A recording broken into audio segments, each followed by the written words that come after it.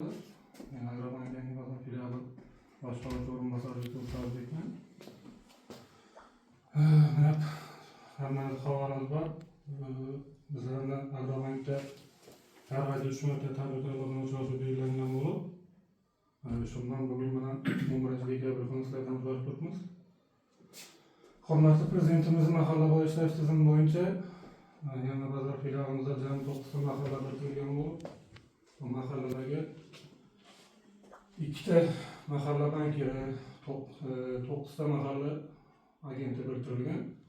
Bu mahalla banklari bilan agentlarning vazifalari shu aholini tadbirkorlikqa jalb qilib ish o'rinlarini yaratishdan iborat. Endi sizlarga shu mahsulotlarimiz bo'lsa, shu mahsulotlar bilan tanishtiradigan bo'lsam, 312 qarorimiz bor O'zbekiston Respublikasi Prezidentining.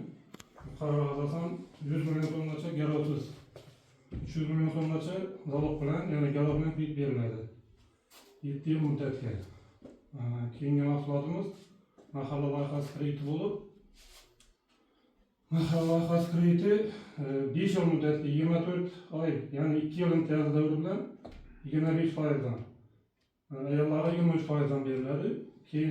Keyingi mahsulotimiz bu biznesga ko'mak krediti bo'lib, 17 million so'mgacha 48 oy, 4 yil muddatga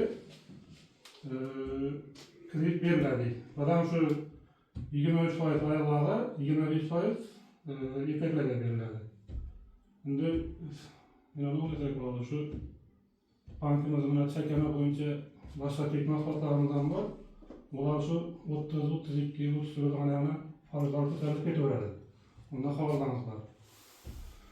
Endi shu kreditlar savollarimiz bo'lsa, qiziqtirgan berishlaringiz mumkin.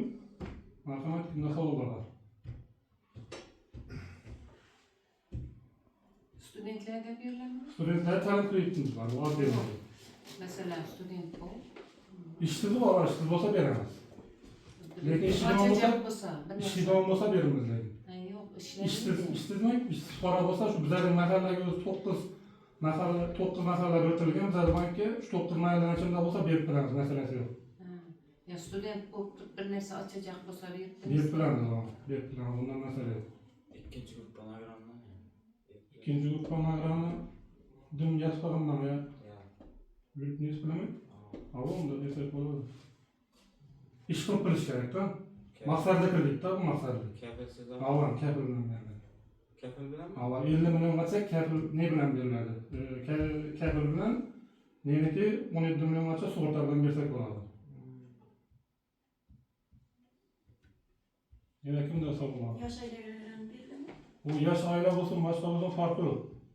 Yani işsiz para olsa oldu şu. Biz asasi maksadımız biz işsiz paranı bir iş bilen band kılıştan, mesela çarlar, mal olacak mümkün, mal bağlı, koy olacak mümkün, ya da mesela işler çıkarışması mümkün.